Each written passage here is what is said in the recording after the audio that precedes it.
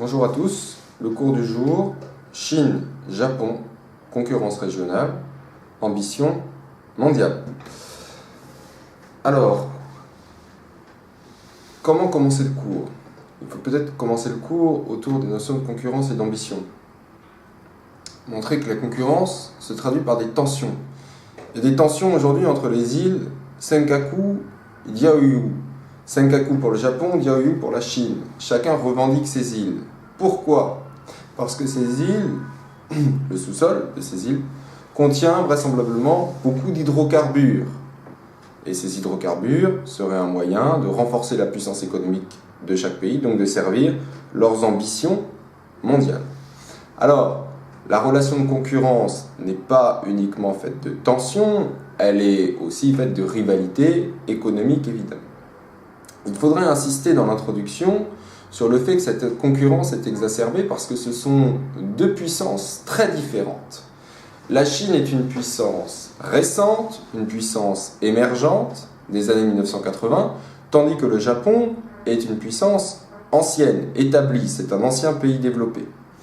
Leur influence dans l'Asie est très grande, même si elle s'y livre à une concurrence féroce, mais leurs ambitions vont au-delà de l'Asie, puisqu'elles cherchent à devenir chacune des grandes puissances mondiales.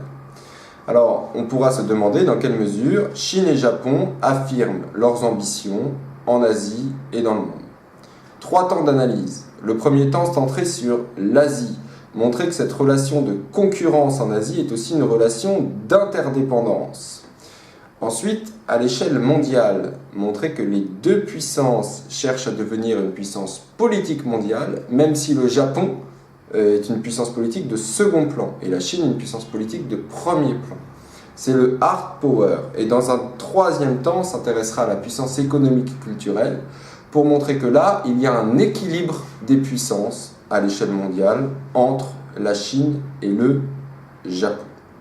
Alors, dans un premier temps, la concurrence régionale entre Japon et Chine. Concurrence qui est marquée d'abord par des tensions, des relations conflictuelles. Ces relations conflictuelles, on l'avait vu dans la caricature du journaliste de journaux thaïlandais Steph, avec cet avion en forme de manuel scolaire, elle est très liée à la mémoire de la Seconde Guerre mondiale, puisque la Chine reproche au Japon de ne pas avoir un regard lucide sur son attitude impérialiste extrêmement violente à l'égard de la Chine durant la Seconde Guerre mondiale, en ne reconnaissant pas, par exemple, le massacre de Nankin de 1937. Ces relations tendues ne sont pas uniquement le produit de l'histoire, elles sont aussi le produit de tensions territoriales, et en particulier des tensions pour la définition de l'espace maritime que l'on appelle la ZEE, Zone économique exclusive. Nous l'avions dit dans l'introduction, ces tensions se cristallisent autour de 2 îlots, mais ce ne sont pas les seuls en réalité, les 2 îlots sont Senkaku et Diaoyu. Comment expliquer ces tensions? Il y a une recherche d'agrandir son territoire par l'espace maritime, ce sont 2 grandes puissances maritimes, et la Chine cherche à être la grande puissance maritime du Pacifique.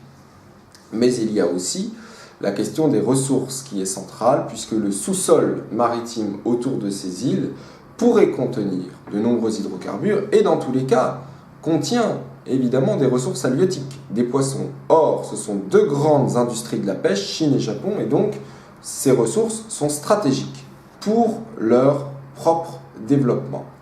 Mais on ne peut pas terminer cette première partie sur les tensions sans montrer qu'il y a une volonté ancienne d'apaisement entre les deux, qui date des années 70. En 1978, un traité d'amitié a été signé entre le Japon et la Chine pour solder cet héritage de la Seconde Guerre mondiale. Et par ailleurs, il ne peut pas y avoir de tensions extrêmement fortes parce que ces 2 pays sont extrêmement interdépendants dans le domaine économique, ce que l'on va voir dans une deuxième partie. Une concurrence économique, mais avant tout des partenaires économiques en grand B. Pourquoi peut-on dire que ce sont des partenaires économiques? Parce que quand on analyse l'économie de la Chine et l'économie du Japon, on s'aperçoit que les deux sont extrêmement liés. La Chine est le premier partenaire économique du Japon et le Japon est le premier partenaire économique de la Chine. Comment cette situation s'explique? Elle s'explique par un développement de l'industrie chinoise qui a été initié par le Japon dans les années 80 dans le cadre des 4 modernisations acceptées par la Chine, et donc par la division internationale des processus productifs et la délocalisation d'une partie des entreprises japonaises en Chine. Mais aujourd'hui, il y a un retour de balancier, puisque la Chine investit au Japon à travers ses IDE pour racheter en partie ou totalement des entreprises japonaises. Dans l'autre sens, des entreprises comme Sony, comme Toshiba, qui font fabriquer leur matériel au Japon. Donc on a là 2 grands partenaires économiques. Et par ailleurs, ce sont tous les 2 les premiers partenaires économiques de l'Asie du Sud et de l'Est, et en particulier de l'Asie du Sud-Est, ce qui montre qu'ils sont dans une relation de rivalité en Asie du Sud-Est pour avoir les meilleurs marchés. Alors, ce qu'on va voir justement dans un 3e temps, grand C, montrer cette rivalité qu'il y a autour de la domination régionale. Il y a un contrôle de la Chine et du Japon pour empêcher l'un ou l'autre de s'affirmer comme le leader régional. Comment ce contrôle se fait?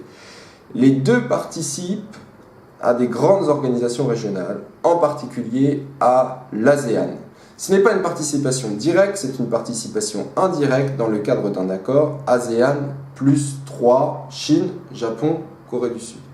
Cependant, il y a des tensions puisque le Japon défend un élargissement de l'ASEAN à 6 pays, l'ASEAN plus 6, il défend le forum ASEAN plus 6 comme forum de discussion intégrant Nouvelle-Zélande, Australie et États-Unis, tandis que la Chine est hostile à l'ASEAN plus 6 et veut rester dans le cadre ASEAN plus 3. Pourquoi il y a ces tensions? Parce que le Japon, en faisant entrer Australie, Nouvelle-Zélande et... pardon, je m'y perds, Australie, Nouvelle-Zélande et Inde, permet d'intégrer indirectement les États-Unis dans ce forum de discussion, puisque ce sont des grands partenaires des États-Unis, et donc de contrebalancer la puissance chinoise. Cette organisation régionale, l'ASEAN, elle a pour objectif de régler les différends territoriaux, mais de favoriser aussi le libre-échange à l'intérieur de la zone, et donc le libre-échange avec les économies chinoises et japonaises. La Chine essaie de prendre le pas sur le Japon en ayant fait sa propre organisation régionale qui est l'OCS, l'Organisation de la coopération de Shanghai, avec la Russie et les pays de l'Asie centrale, de ce qu'on appelle la CEI. Mais c'est une organisation qui est plus liée à l'Asie du Nord qu'à l'Asie du Sud, donc elle nous concerne indirectement. Et par ailleurs, il y a des tensions entre la Chine et la Russie autour de ses ambitions en Sibérie. Donc on le voit dans cette première partie, tension politique, tension économique, mais interdépendance économique très forte.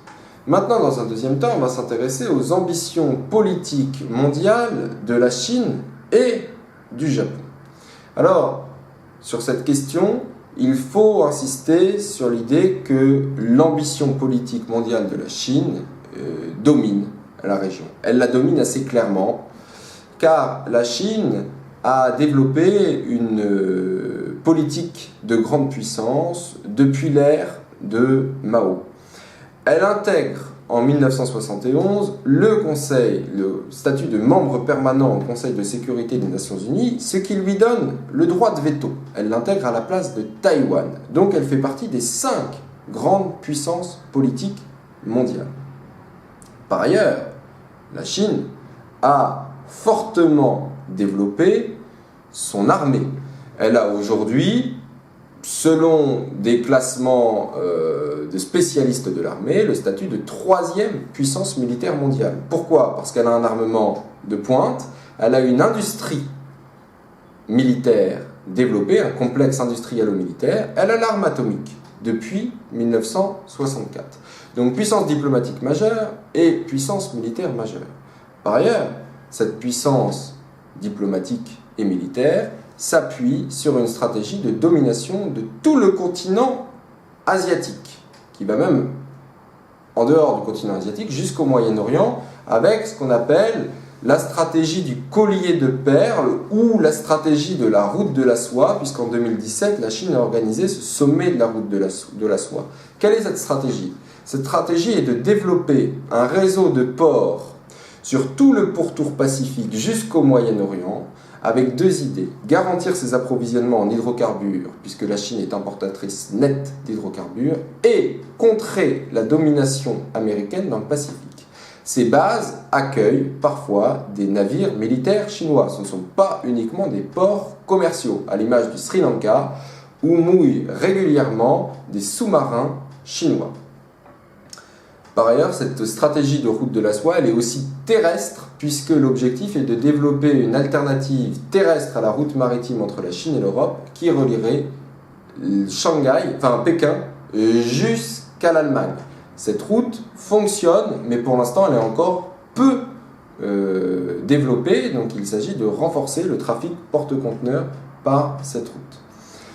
Enfin, la Chine a une diplomatie à l'égard des pays du Sud qui est très ambitieuse dans le cadre de partenariats d'État à État dans ce qu'on a appelé la Chine-Afrique ou la Chine-Amérique, qui vise à développer les infrastructures dans les pays, à l'image des trains en Éthiopie, avec en échange une exploitation des matières premières. Mais ça vise aussi à renforcer le rayonnement chinois, puisque ce sont des pays qui entrent dans l'ère d'influence de la Chine.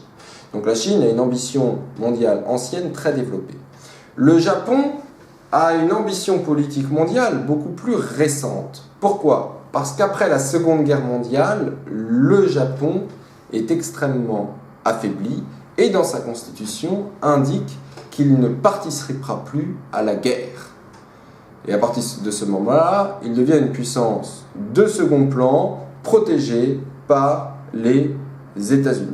D'ailleurs, le Japon ne fait pas partie des 5 membres permanents du Conseil de sécurité des Nations Unies. Pourtant, depuis les années 2000, on assiste à un renforcement fort de cette puissance politique japonaise. Un renforcement militaire, même si le Japon n'a pas d'armée mais a uniquement des troupes d'autodéfense, c'est tout de même la 6e armée du monde en budget d'armement. Et depuis 2015, le Japon cherche à modifier sa constitution pour justement avoir la légitimité d'avoir une armée. Cet armement du Japon est très lié aux tensions dans la région Pacifique, avec la Chine, nous l'avons vu, mais avec d'autres pays, en particulier la Corée du Nord, mais aussi la Corée du Sud, puisque tous ces pays voisins ont encore des différends très forts qui sont liés aux zones économiques exclusives et à la mémoire de la Seconde Guerre mondiale. Par ailleurs, le Japon cherche à devenir un membre permanent du Conseil de sécurité des Nations Unies, donc à réformer ce Conseil de sécurité des Nations Unies. Donc la Chine est une puissance politique établie, tandis que le Japon est une puissance politique en devenir, même si elle a des atouts solides. Nous y reviendrons plus tard, mais c'est le premier pays pour les aides au développement dans le monde, donc pour le financement du développement des pays du Sud. Nous allons voir maintenant que dans un troisième temps, Chine et Japon sont des grandes puissances économiques et culturelles en développement. Donc les ambitions économiques et culturelles de la Chine et du Japon. Ce sont deux puissances économiques mondiales, même si elles sont très différentes. La Chine est une puissance économique mondiale récente, puisque son développement date des années 80, de la politique dite des 4 modernisations, puis plus tard du socialisme de marché. Cependant, la Chine a connu une croissance extrêmement rapide, puisque depuis 2011, c'est le 2e PIB mondial, devant le Japon, 3e PIB mondial. Il y a eu un rattrapage chinois de l'économie japonaise. Cette puissance économique a longtemps été attribuée à l'importante population, c'est un atout pour cette puissance, mais aussi à la fabrication de produits de mauvaise qualité. Aujourd'hui, il y a une montée en gamme de l'industrie chinoise avec un développement très fort des technologies de pointe, puisque depuis 2003, le Japon envoie des hommes dans l'espace, des taïkonautes. Elle a développé des technologies de pointe dans le domaine ferroviaire, par exemple, avec son train à grande vitesse. D'abord, en copiant, avec un partenariat avec l'entreprise allemande Siemens, mais aujourd'hui en développant ses propres trains. Et de même, elle est en train de développer sa propre aviation de ligne, avec des avions chinois de l'entreprise Comac. Le premier vol a été réalisé en 2017. Donc on a une grande puissance économique avec une montée en gamme technologique de son industrie. C'est la première puissance exportatrice au monde, et c'est l'usine du monde. Donc ça en fait une puissance économique majeure. Le Japon est une ancienne puissance économique puisque son développement date des années 50 et en 1968, lorsqu'ils organisent les Jeux Olympiques à Tokyo, ils inaugurent leur train à grande vitesse, le Shinkansen, qui témoigne de leur supériorité technologique dans la région et dans le monde. Le Japon bénéficie encore d'atouts par rapport à l'économie chinoise, notamment en matière de développement. Quand on regarde le PIB par habitant, le Japon est PIB par habitant 10 fois plus important que la Chine. La suprématie technologique du Japon existe encore vis-à-vis de la suprématie technologique chinoise. De même pour sa suprématie financière. Le Japon est la première puissance financière de la région. Cependant, il y a un ralentissement fort de l'économie japonaise, ce qui inquiète les spécialistes et qui est lié en partie au vieillissement important de sa population et donc aux dépenses liées aux retraites et liées aux problèmes de santé. Donc, deux grandes puissances économiques avec une forte croissance de l'économie chinoise et un ralentissement de l'économie japonaise. Donc, sur l'économie, petite domination de la Chine sur le Japon. Cependant, sur l'aspect culturel, les ambitions sont différentes et les résultats sont différents aussi. Les ambitions culturelles du Japon sont assez anciennes, mais elles se sont accentuées dans les années 90 autour du développement d'une image attractive du Japon qu'on appelle le Cool Japan, qui est un slogan d'État. Le Japon cherche effectivement à diffuser à l'échelle mondiale ses valeurs, son art de vivre à travers une production culturelle et aussi de grandes entreprises économiques. Alors cela passe par les produits culturels que vous connaissez, les mangas, les jeux vidéo, les animés. Vous pourriez développer un exemple que vous connaissez. Cela passe aussi par le développement de firmes transnationales japonaises à l'image des firmes dans le textile, Superdry, Uniqlo, qui vendent aussi un style à la japonaise. Cela passe aussi par le développement de sa gastronomie à l'échelle mondiale, avec en particulier les sushis. Et la force de cette gastronomie qui s'exporte, c'est qu'on adapte le modèle au goût de chaque pays. Ce soft power japonais très ambitieux passe aussi par cette politique d'aide au développement dont j'avais parlé plus tôt. C'est le premier pays pour les aides au développement, c'est-à-dire ce ne sont pas des partenariats économiques majeurs, mais ce sont des aides pour permettre le développement de programmes dans les pays les plus en difficulté. On avait parlé de l'exemple des saumons, de l'élevage des saumons au Chili. La Chine aussi est une grande puissance culturelle. Cette puissance culturelle, elle repose avant tout sur cette diaspora chinoise. La diaspora chinoise, la communauté des Chinois de l'étranger, est la plus grande diaspora au monde. C'est une diaspora qui est visible, en particulier dans les métropoles, puisque se développent des quartiers importants qu'on appelle des Chinatown.